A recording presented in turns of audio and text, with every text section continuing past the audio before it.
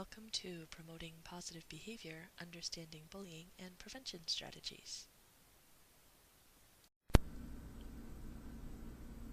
Welcome to Understanding Bullying and Prevention Strategies. Bullying has become a hot topic in recent years and has become almost a buzzword among parents, educators, and even children. The phrase bullying is more likely to grab attention than saying so-and-so is being mean to me. It's important to know what defines bullying as opposed to kids sometimes being unkind to one another to really understand it and to get to the true root of the problem with bullying. Bullying is unwanted aggressive behavior that involves a real or perceived power imbalance and is repetitive.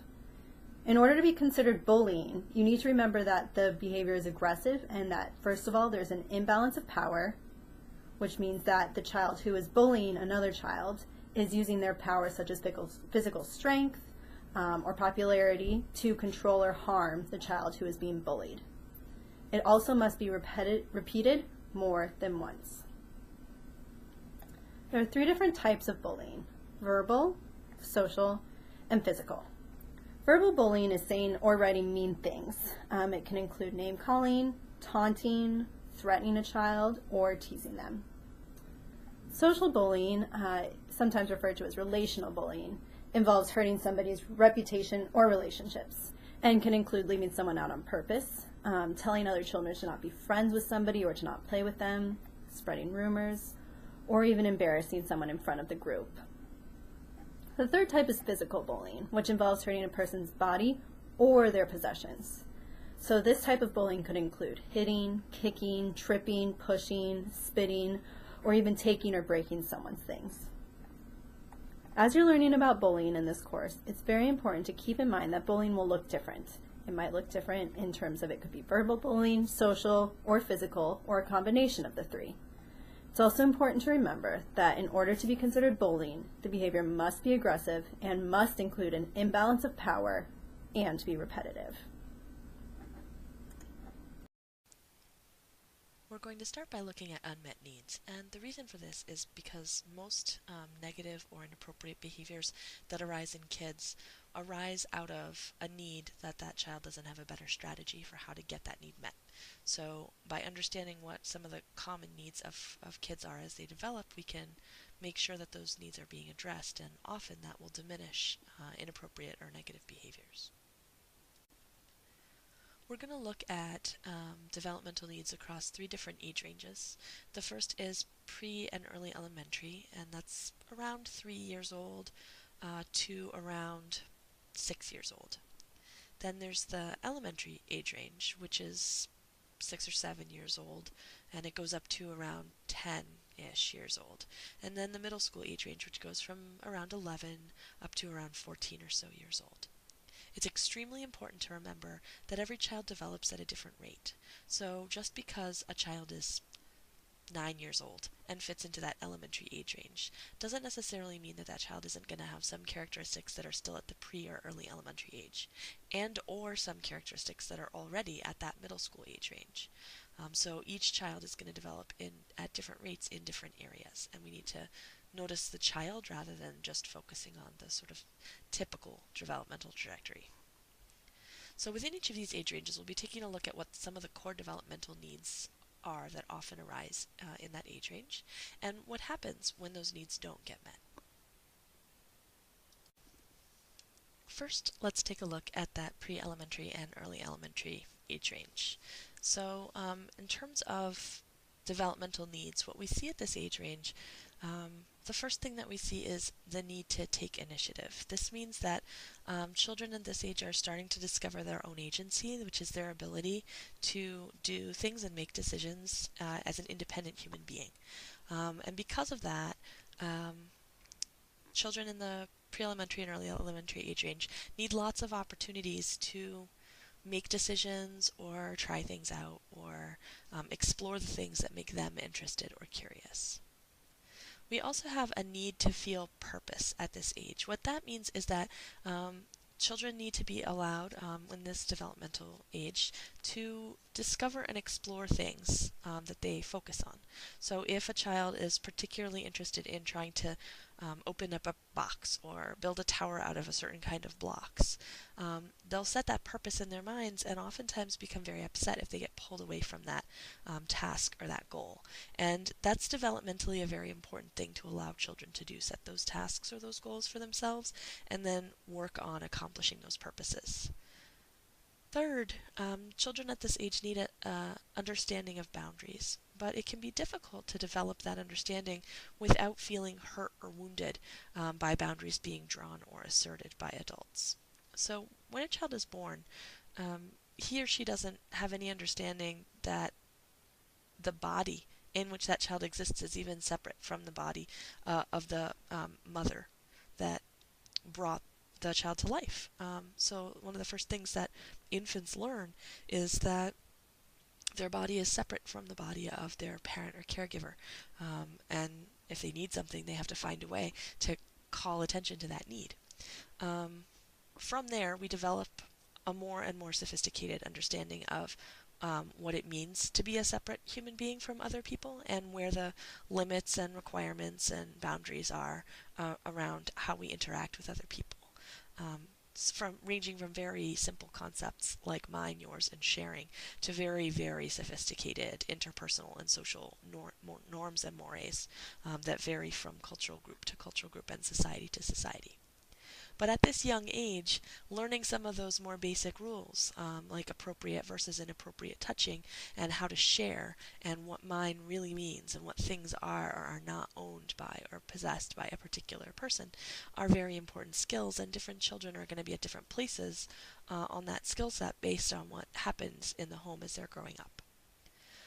When we reinforce those boundaries, a lot of times children can feel rejected. And it's very important to find ways of reinforcing those boundaries without creating a sense of rejection. And the best way to do that is to think about those other two developmental needs, and instead of saying, no, that's not yours, or no, don't touch me like that, to encourage independence. Like, Sammy is playing with that toy right now. I want to see what you can do all by yourself with this toy. Or, I love that you want to give everybody kisses, but right now we're doing exercise time, so I want to see how fast you can run all by yourself. The fourth developmental need is a recognition of the influence of the family and home environment. So at this age, children are only beginning to understand that different environments exist, and when they find themselves in an environment outside of the home environment, they're expecting it to work the same that the home environment works. So they're looking for sort of substitute or surrogate parent figures or caregiver figures, and they're looking for things to resemble their home environment as much as possible. When these developmental needs don't get met, some of the things that we see happening. The first is a loss of self-esteem or self-efficacy. Self-efficacy is our belief in our ability to accomplish the things that we want to accomplish. And that particularly links into those first two developmental needs. So if a child is not given opportunities to explore and discover and to try things on his or her own, and to find and experience that sense of self-driven purpose, a lot of times it causes that idea of being capable and of being a little explorer to sort of shut down. Another thing that can happen is beginning to doubt the sort of internal qualities of being love-worthy or having a right to happiness. These are things that we all need to believe. We need to believe that we're worthy of love and that we have a right to happiness. But children who are constantly sort of getting shut down and told that they're doing things wrong and that it's not okay, or who are getting boundaries reinforced in ways that feel really rejecting over and over and over again, can often end up feeling like they're just really not that lovable, or just really not good children. And that's very damaging. And when that starts to happen, a lot of times we start to see sort of acting out or aggressive behaviors that arise as a result of that self-perception of unworthiness or badness. Sometimes that's an attempt to sort of prove everybody wrong. by sort of aggressively doing things that other kids have been praised or rewarded for, and maybe not understanding that it's not the appropriate time to do those things. And sometimes it's just more of a lashing out type behavior, so it can look different. But that acting out often arises as a result of those feelings of self-doubt and unworthiness. And then sometimes at this age, particularly, especially if there's limited understanding of boundaries, behavioral issues will also arise because that lack of understanding of appropriate boundaries, and also maybe because of differences between expectations in the home environment and expectations in other environments, can lead to a lack of understanding about what's appropriate and what's inappropriate. And then as inappropriate behaviors arise, if they're not handled gently, that then can feed back into that sense of unworthiness or badness and sort of cause that downward behavioral spiral. If the core question or the key theme of the pre and early elementary age is, wow, what is this wonderful place? Like the imperative to explore and discover is at the heart of that early elementary and pre-elementary age group. At the elementary age group, the core developmental needs focus around a different question. And that question is, what am I good at? What can I do?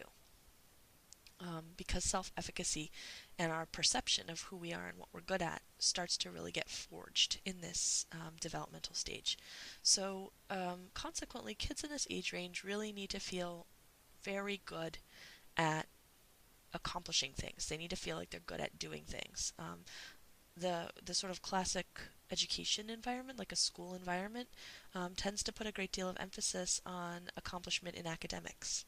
And one of the benefits of informal education environments, like after-school programs for kids of this age, is that you can raise up other skill areas and emphasize the value of those other skill areas. So kids who are very artistic, very athletic, very creative, who have a really good sense of humor, who understand themselves or their peers really well, who are very musical. You can lift those talents up and build a sense of self-efficacy and pride in those kids. And that's really developmentally important. Another developmental need for this age is the need to take an idea and carry it all the way through to completion. This is sort of the next developmental step that follows that initial step from the earlier age range of needing to feel purpose, needing to set their own goals. At this age, children need to practice the process of starting with an idea and then figuring out how to make that idea into a reality, and then figuring out each of the individual steps and what order they go in, and then accomplishing those steps one at a time, because the neural pathways of the brain that we use in order to do that are getting forged at this age, and consequently having that experience again and again of doing that is very, very important. And that's part of why in this age range kids tend to get very, very upset if something doesn't get finished. So trying to make sure that you're both finding ways to scaffold activities so that there are multiple points of completion or accomplishment in an activity, and also trying to make sure that you are building in opportunities to figure out what the steps are to reaching a goal, are both very beneficial things to do. Another piece is focusing on the rules. The idea of fairness is very important at this age because morality is starting to form, which we'll talk about a bit later on this slide. So make sure that you're thinking very carefully about behavioral expectations or norms in your group or classroom, and identifying whether or not there are times that they're not being evenly or fairly applied. And if there are elements of unfairness, finding ways of explaining that. So for instance, saying each of us needs extra help in some things. For instance, I'm clumsy, so I need a little bit of extra help when we're doing something athletic. Some people in this group are really good at math and they don't need help with math, but other people need help with math. Some kids might need a little bit of extra help behaving appropriately during lineup time, so they might get a little extra support that other people don't need. But that's what we do here. We give each person the special kinds of help and support that they need. So taking the time to explain that concept rather than just saying, well, because that's the way it is, or because I said so, is very important to that developing morality.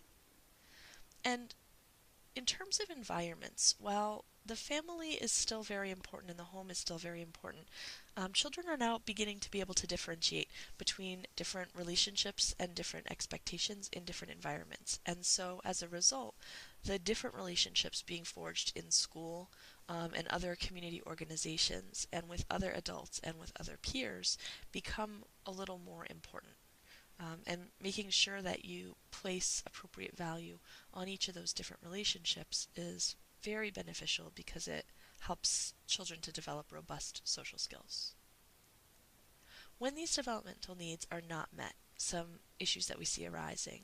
First, because morality is developing, if a sense of fairness isn't clearly explained, that can feed into the feelings that might have been arising from the previous developmental stage around the idea of there being good children and bad children. And if a child does something inappropriate or makes a mistake or a bad decision, they're going to feel that they are a bad child because at this age it's still difficult to distinguish between a good decision and a good person. So helping to draw those distinctions, saying you're a good person and I really like you, even though just now you made a decision that I didn't like very much, can be very helpful.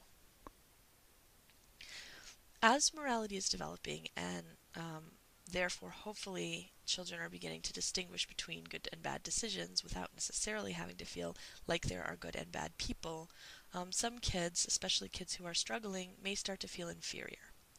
And if that happens, then oftentimes, as a result of those feelings of inferiority, we'll see kids withdrawing emotionally and choosing not to engage with others or beginning bullying behaviors. And the reason that we often see that is because if a child feels like they're not really that good at anything important, if they feel inferior, if they feel like they're a bad kid because they get in trouble all the time and they're not really worthy of happiness or love, they don't feel empowered anywhere else in their lives.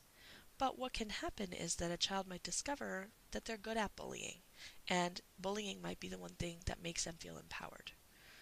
So that's something we want to avoid at all costs by finding other ways of lifting up the talents and empowering the kids that we work with, particularly at this and older age ranges. So if at the pre-elementary and early elementary age, the kind of core question is, what is this crazy, wonderful place? How does the world work? And then the elementary age, the question becomes, who am I? How do I work? What am I good at? At middle school, we see a new question, and that question is, how do I fit? Um, where is my place? So it kind of merges the two former questions. The child has learned a lot about how the world works and a lot about how they work, and now they're saying, how do I put these two things together? What's my place in the world, in society, in the classroom, and so on? And this is a complicated question. It's a question most of us will grapple with to some extent for the rest of our lives. But this is the time at which that question is really first arising. And it's part of what makes that middle school age so difficult. Of course, another thing that makes it difficult is that kids in this age range are rapidly moving towards adolescence, which all by itself is a really complicated time to navigate, both physically and psychologically, as well as in terms of social emotional development and trajectory. So there are a lot of different developmental needs that arise out of this really complex question of how do I fit into the world. And the first thing that happens is that the level of empathy and awareness of what's happening in the world tends to escalate dramatically. It's somewhere in this age range. And how that looks is that it's not now just individual empathy, like I see that she's sad because I took her toy, but rather an awareness of sort of global injustices, that we fight wars over oil, or that most of the people in the prison system are lower income and minority people, and it's harder for women to get high-paying jobs than men, and disease is unfairly distributed across socioeconomic status rather, and so forth. So these senses of justice or injustice start to build into an idea that there's a lot of other people with a lot of other experiences all over the world. And as kids discover those global concerns or injustices, it's important that they become empowered and feel like they have a way of contributing. This is a great place to think about doing some project-based learning activities based on the concerns that are in the minds of the kids you work with. Another one, and this is a really core one, is the need to develop the sense of identity and a sense of the role in the world, the place where you fit in each of the different environments and groups that you find yourself in. What is my role in my family? What's my role at school? What's my role in my after school program? What's my role in sports teams? And the more different places in life that kids at this age have a sense that they have an important and meaningful place or role to play, the more of a solid sense of robust and mature identity will develop. So, finding ways of letting kids know how their individual talents and characteristics are valued in the environment or environments in which you see them is very helpful. In addition, empowerment becomes an increasingly significant need. And the reason for that is because, again, as kids begin to approach adolescence, increasingly they begin to start the process of feeling out what it's like to be in charge of yourself and being given opportunities to feel in control of their own lives and even to have a leadership role in the group or in the environment that they're in is very beneficial. But while that's going on, there's also individuation going on, and individuation is determining the ways in which you're different and separate from the group. And it's very important to teach each of the kids that you work with that the ways that they're different and separate from the group add to the group and enrich it, making it better and more complex and wonderful. A great example of this that I saw once was a teacher gave every child a red crayon and asked them to draw a picture of a garden. All the kids drew a picture of a garden, and then she gave out a full box of crayons to each group of kids, and they could use whatever colors they wanted, and they drew a second garden. And then they compared and contrasted the two gardens, and by and large agreed that the ones where they had access to all the crayons were much better. They were more interesting, more complex, and more realistic. And the teacher said, well, this is just like diversity in our classroom. This is just like the different things about each of us that are unique and unusual. Because those unique and unusual elements are what gives our classroom environment all of its richness and all of its complexity. So that kind of activity can really bring to light the idea that the individual qualities of each person are really valued. But you want to make sure you're living that truth, that every time that you have an opportunity to appreciate a unique individual characteristic of a child in your group, that you're appreciating it. Another developmental need is the need to forge strong peer relationships. At this age, peer relationships are becoming more important than authority relationships and family relationships. This too is in preparation for eventually becoming an adult and being responsible for yourself. This can be a really difficult stage of development for adults to manage because sometimes the ways in which kids want to be independent are ways that they're not ready to be independent yet. But understand that peer relationships are becoming more important and try to avoid putting yourself in situations where you're getting into power struggles with a child in front of peers because those are usually going to go really badly. And then lastly, puberty is beginning and social interactions are becoming increasingly complex, which we've already kind of discussed and we'll be discussing in a moment a bit more. So when these developmental needs aren't met, some of the core things that can arise. First of all, this developmental stage is sort of the first step towards becoming an adult, becoming independent, as we've been talking about. And so without a good combination of a lot of empowerment and opportunities for independence and leadership, but also a lot of support, kids can kind of flounder. If there's not enough support or if there's too much rigidity and structure and not enough independence, either one of those can very easily lead to aggressive behavior or a withdrawing or disengaging behavior. And it just depends on the kid and on the situation which of those two behaviors you'll see.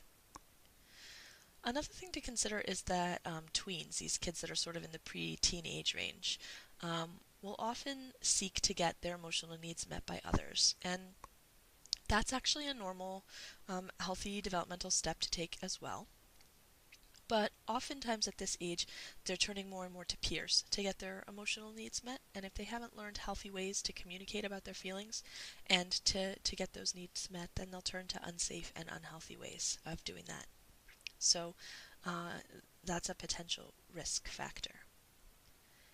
And then as kids struggle with these questions of dependence and independence and empowerment and identity and group environments and so forth, and as some kids withdraw or disengage and other kids become increasingly aggressive, you can see how this whole process, especially with those kids who are really feeling sort of stifled or are not receiving enough structure, can really lead to some bullying behavior. And as teasing and bullying become a part of what's happening in the peer group, um, the kids discover that if you laugh or join in when teasing or bullying is happening, you feel safe and powerful. And that feeds into that cycle of bullying and aggression.